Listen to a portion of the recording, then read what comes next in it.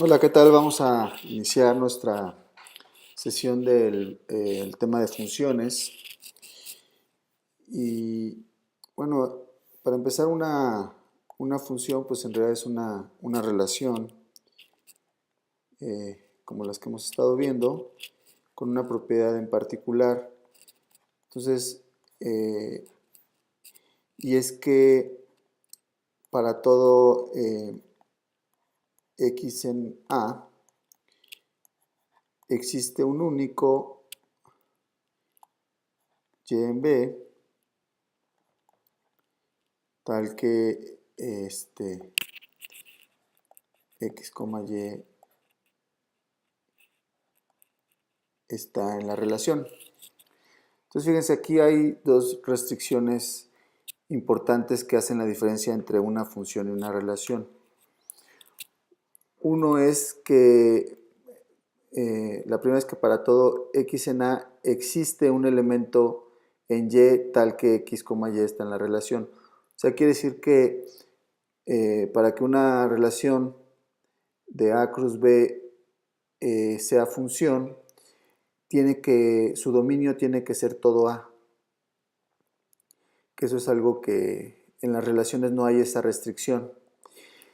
Y la otra restricción es que ese elemento tiene que ser único, ¿no? O sea, no puede haber dos elementos en Y, en B, perdón, tales que X esté relacionado con ellos, ¿no?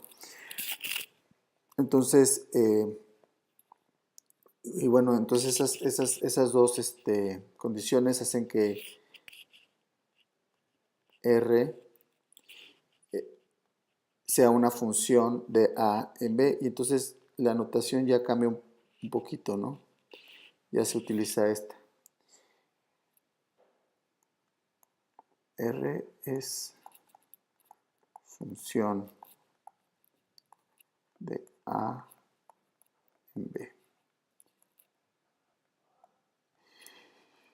Y, y bueno, en realidad estas condiciones hacen que las funciones sean mucho más útiles que las relaciones. De hecho, vamos a ver que, por ejemplo, los lenguajes de programación pues están llenos de funciones y bueno, todo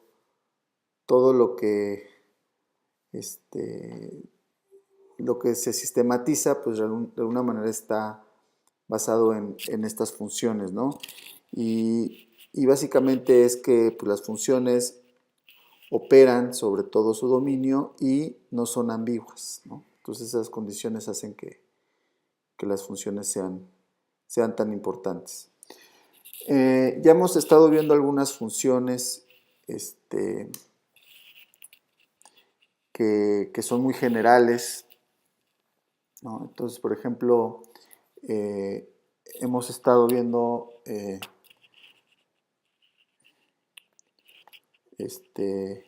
por ejemplo, habíamos dicho que para toda eh, A conjunto,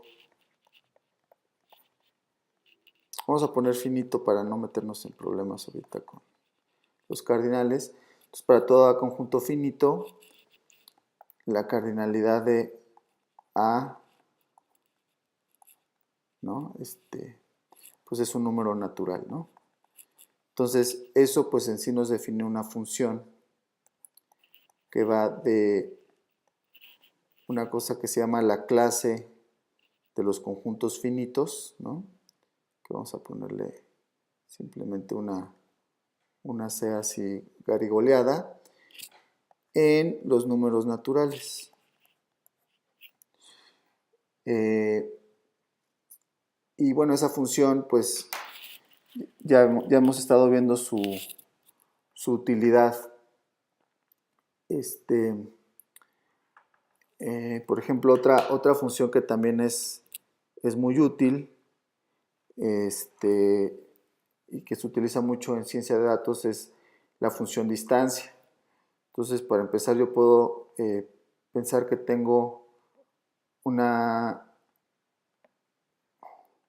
una función que va de Rn cruz Rn a los reales.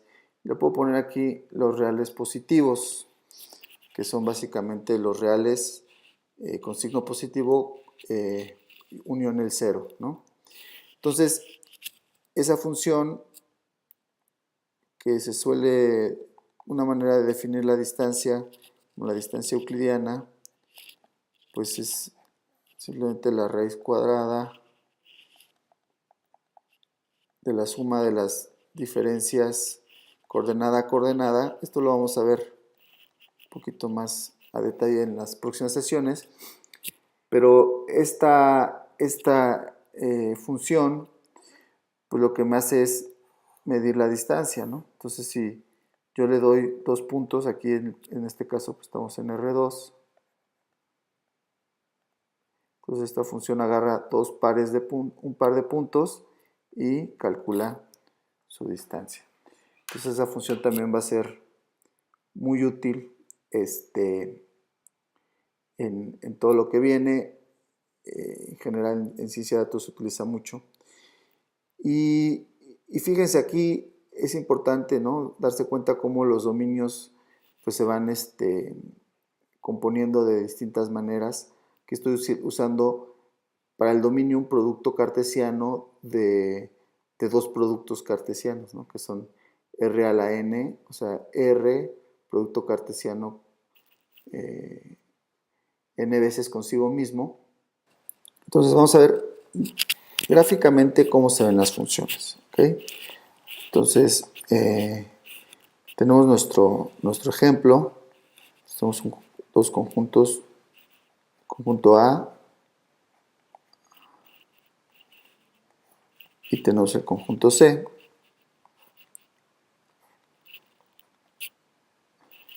Entonces, nuestra propiedad característica de las funciones es de que para todo elemento de A existe un único elemento en C, tal que A está relacionado con C.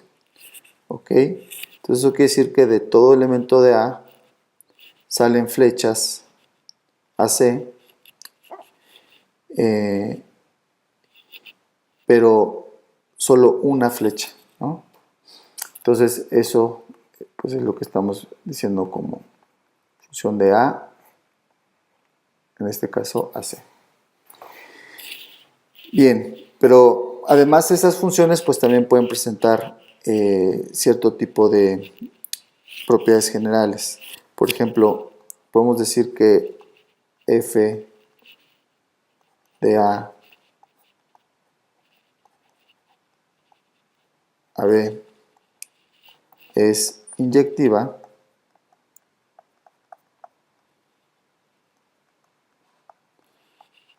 si para todo x1, x2 en x, f de x1 igual a f de x2 implica que x1 es igual a x2. Fíjense aquí, estamos viendo en el ejemplo que pusimos que esta función pues no es inyectiva, ¿verdad? Porque tenemos dos elementos en A que van a dar al mismo elemento en el contradominio y no son el mismo elemento, no son iguales. O sea, si esta función fuera inyectiva, entonces no podría pasar esto. Entonces las funciones inyectivas, pues no se ve eso, ¿no? O sea, las funciones inyectivas tienen que ser tales que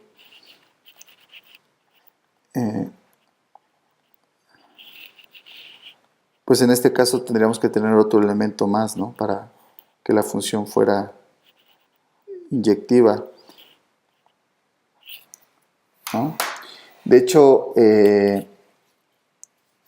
eso siempre va a pasar en los conjuntos finitos, ¿no? O sea, este, si una función es inyectiva entre dos conjuntos finitos, pues siempre vamos a tener que los conjuntos deben ser de la misma cardinalidad.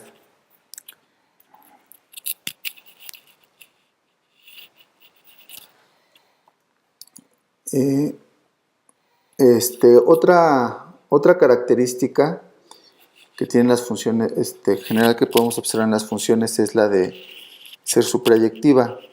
Entonces, esta se define así: si f de AB, ya sabemos que esta notación implica que es una función, es suprayectiva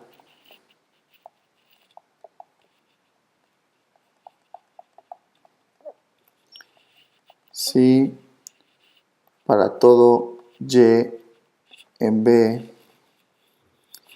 existe x en x tal que f de x es igual a y. Aquí es interesante que en las funciones sabemos que todo el dominio debe de estar cubierto por la función, pero no necesariamente el contradominio. Entonces aquí, por ejemplo, si tenemos este caso, podemos tener una función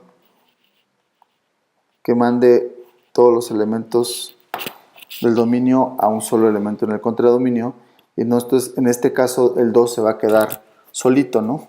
Nadie va a ir a él. Entonces esta función pues no es suprayectiva, ¿no? Para que fuera suprayectiva tendría que pasar que todos los elementos del contradominio están cubiertos por algún elemento en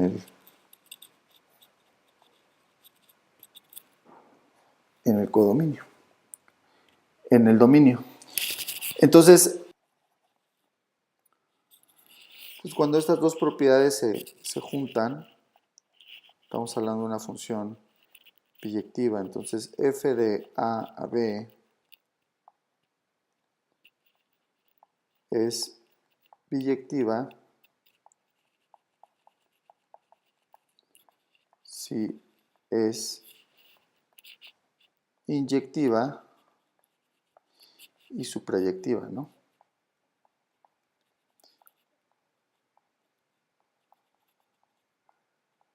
¿Ok? Y bueno, regresando un poquito al tema de la cardinalidad de los conjuntos, pues es una forma de, las funciones biyectivas es una forma de establecer que dos conjuntos tienen la misma cardinalidad, ¿no? De hecho, es como esta función que tenemos aquí, ¿no? Como nuestro ejemplo de función inyectiva,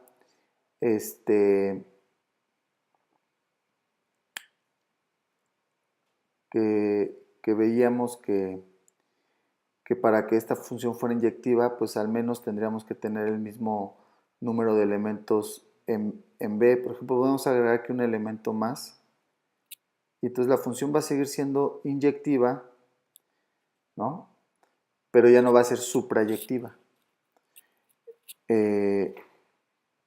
Entonces, para que una función sea biyectiva, debe darse que A y B tengan la misma cardinalidad. Entonces, de hecho, ese es un teorema. Ahorita lo más lo vamos a poner como observación para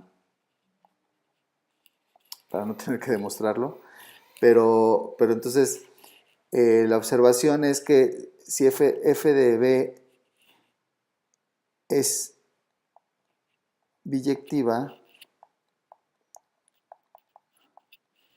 si solo si la cardinalidad de A es igual a la cardinalidad de B. Entonces, esa es una manera de caracterizar los conjuntos con una misma cardinalidad, y de hecho esta forma, este resultado, pues se generaliza a conjuntos infinitos, ¿no? También. Una forma de ver que, por ejemplo, hay infinitos más grandes que otros es precisamente viendo que no existe una función biyectiva entre, por ejemplo, el conjunto de los números naturales y el conjunto de los números reales, ¿no? Que son dos conjuntos con cardinalidades distintas y los dos son infinitos. Una operación muy útil entre las funciones va a ser la de la composición de funciones. Entonces yo puedo tener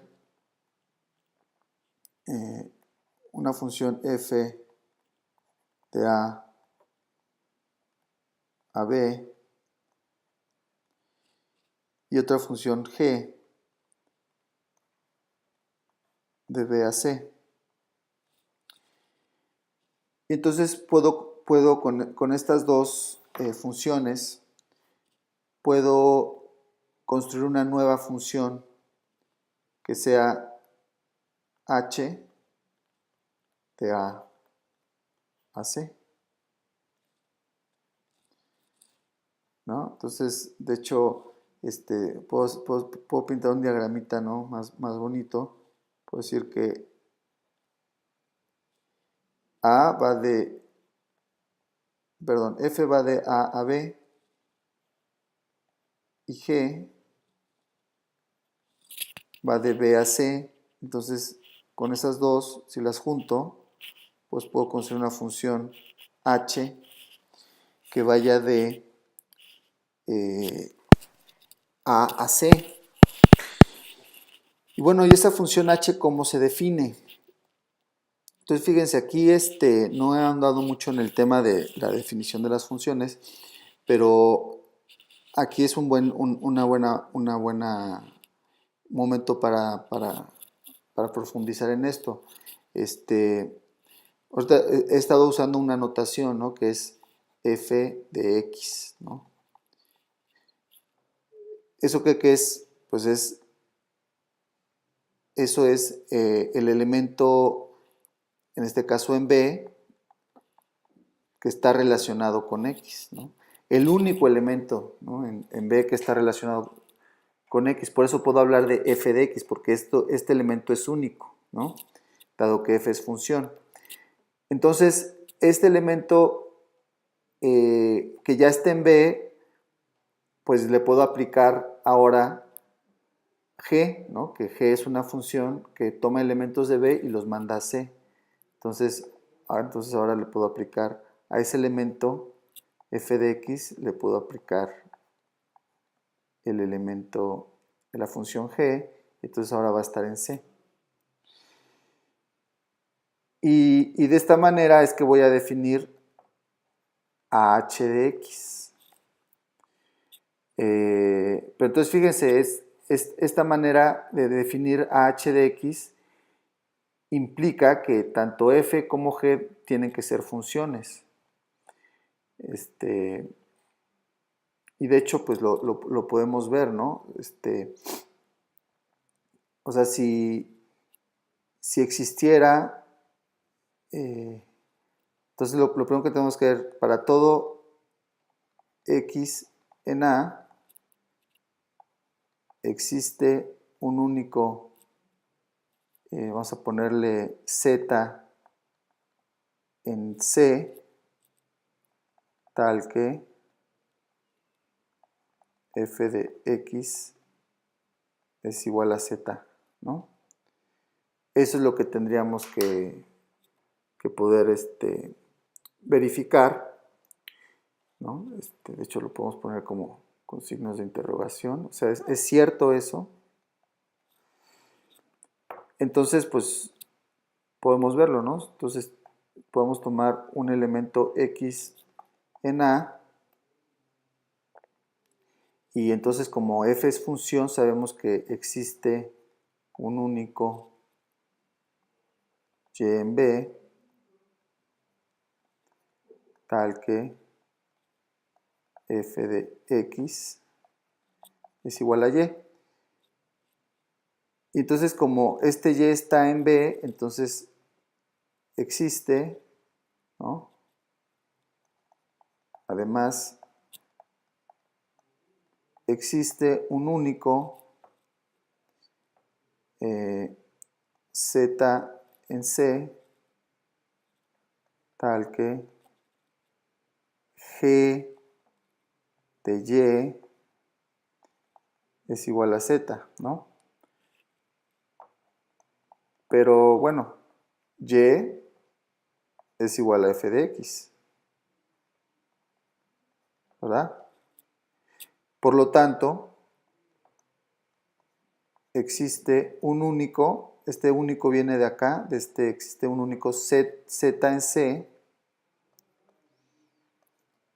tal que G de f de x es igual a Z, ¿verdad? Pero G de f de x, pues es la h que yo definí, ¿verdad? Entonces, por lo tanto, existe un único Z en C, tal que h de x es igual a Z. ¿Ok? Entonces, para toda x en A existe un único Z en C, tal que h de x es igual a Z. Esta es una demostración pues bastante sencilla, por eso me atreví a hacerla aquí. En las clases no vamos a ver, o no se les va a pedir a ustedes que hagan demostraciones. Sin embargo, sí es importante que para los que quieran profundizar en esto, pues también vean la parte formal, digamos, de estos conceptos.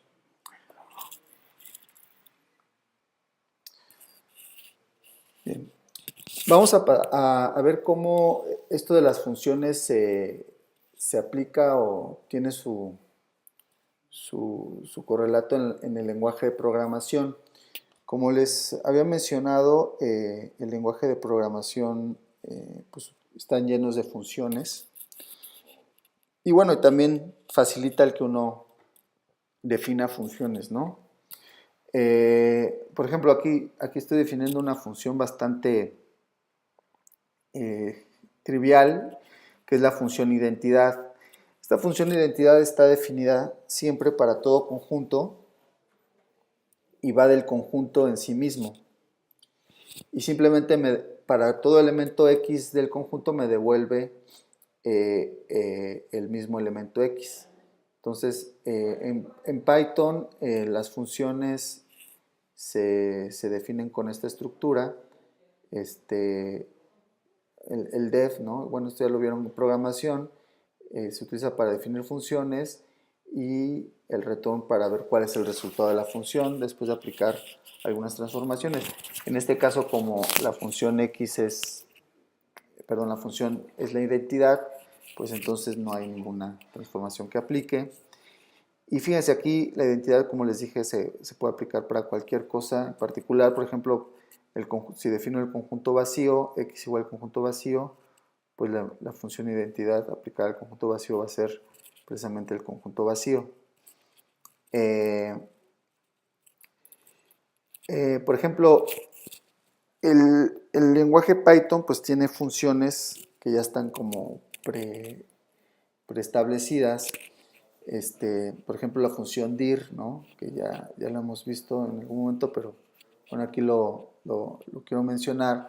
Esta función dir me dice cuáles son los atributos que tiene el elemento o el objeto en función de su clase. Entonces, aquí estoy hablando de un elemento, un objeto cuya clase es conjunto, y entonces pues la función dir me va a decir todos aquellos atributos que ya trae preconfigurados la clase conjunto, ¿no?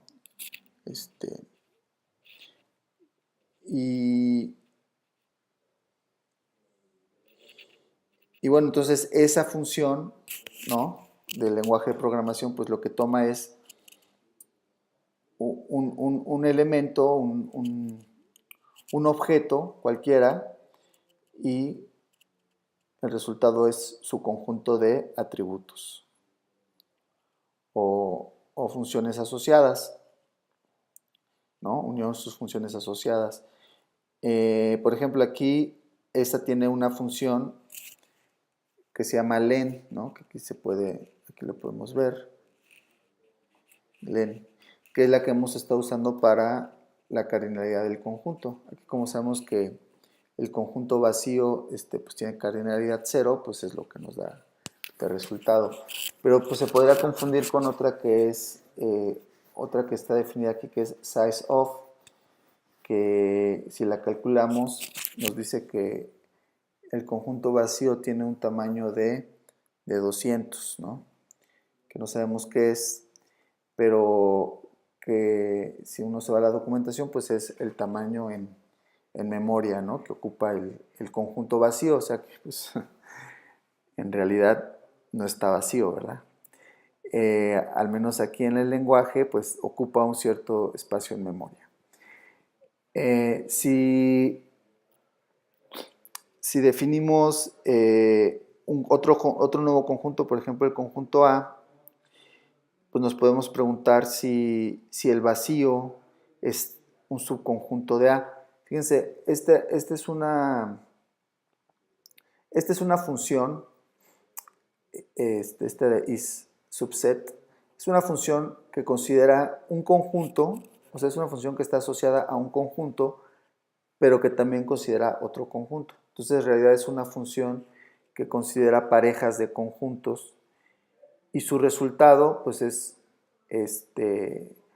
un booleano, ¿no? O sea, es true or false, o sea, o es verdadero o es falso. Cualquiera de los dos puede ser. En caso del conjunto vacío, pues ya sabemos que siempre que apliquemos esta función sobre el conjunto vacío, pues siempre vamos a tener que es verdadera, ¿verdad? Más adelante vamos a ver cómo jugar con estos operadores, ¿no? En la siguiente sesión, booleanos. Cómo opera en los números. Hay otras funciones que también son útiles, ¿no? Porque lo que hacen es definir estructuras de datos. Por ejemplo, esta función range lo que hace es definir un rango que en este caso va a ir de 0 a 100 sin considerar el 100. Y bueno, ahí lo estoy pidiendo que me diga cuáles son los atributos que tiene ese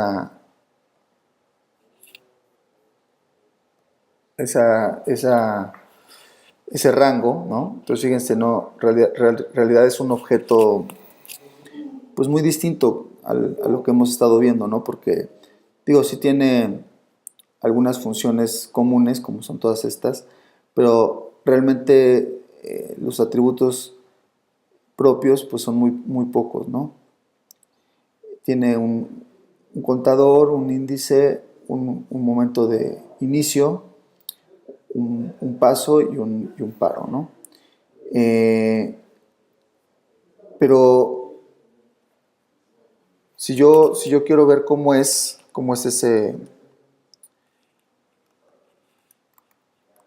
ese objeto que acabo de definir,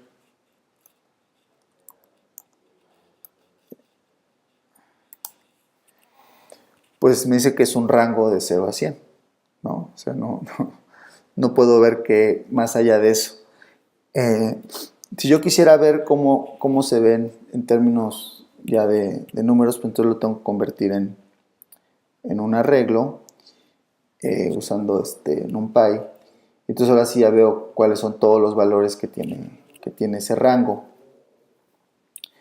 Y bueno, con ese rango puedo, que ya aquí ya no es un rango, sino ya es un arreglo numérico, pues puedo aplicarle transformaciones, ¿no? Y ahora un arreglo de enteros, pues lo puedo convertir en un arreglo de flotantes. y puedo seguir aquí aplicando transformaciones y ahora un arreglo de flotantes,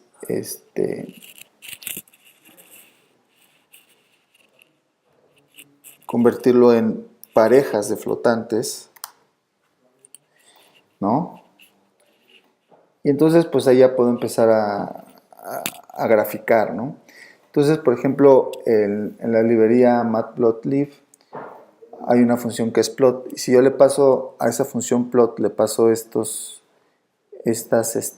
conjuntos de parejas de flotantes, lo ve de una manera curiosa. No lo ve como parejas de flotantes, sino lo ve como una pareja de columnas. Cada una de las columnas definiendo una función distinta, ¿no? En el caso de la primera columna, pues es la función coseno, y la segunda columna es la función seno. Sin embargo, si yo quisiera verlo como una relación, ¿no? Porque a fin de cuentas este conjunto de parejas pues es una relación, ¿verdad? O sea, son conjuntos de parejas de números, y yo pudiera graficar esa relación pintando los puntos con sus coordenadas. Como coordenadas, entonces tengo que decirle que la primera columna son las coordenadas X, la segunda columna son las coordenadas Y, y que me grafique los puntos, ¿no? Y entonces ahí tengo eso. Y entonces ahora les pregunto, esta gráfica que estoy viendo es la gráfica de una función, y en principio me pueden decir, no, pues no es una función, porque si estuviera bien graficada, pues sería un círculo, ¿no? Bien graficada me refiero a la proporción entre los ejes. Y bueno, sí, si yo rellenara todos los posibles puntos entre 0 y 1, y graficar eso, pues se vería como un círculo. Pero aquí no, aquí son puntitos aislados. Y como yo lo construí, ¿no? De hecho, pues de hecho sí es una función, porque fíjense, el 0 en Y, que es un punto que aparentemente podría tener conflictos, porque podría ser que el 0 fuera a dar a 2 puntos acá. Si vemos en la tablita esta, pues en realidad el 0 pues no se repite. O sea, en la segunda columna no hay otro 0. Hay un número muy pequeño que es pero que no es 0, ¿no? Y bueno, y de hecho podemos ver que en la segunda columna no se repite ningún número, ¿no? Y entonces, pues eso sería, pues entonces esto sí es la gráfica de una función, lo cual pues es un poquito rigorista, ¿no? Normalmente este tipo de ejemplos dices, no, pues esto no es una función, es una relación. Pero si nos vamos a los datos, que es parte del trabajo del científico de datos, vamos a ver que efectivamente esto sí es una relación. Perdón, sí es una función. Bueno, si queremos ver un dibujo que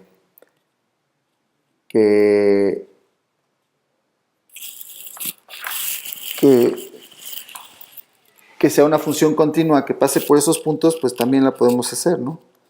Será una cosita así, ¿no? Una cosa así más aplastada, pues tendría esos puntos como parte de su gráfica, ¿no?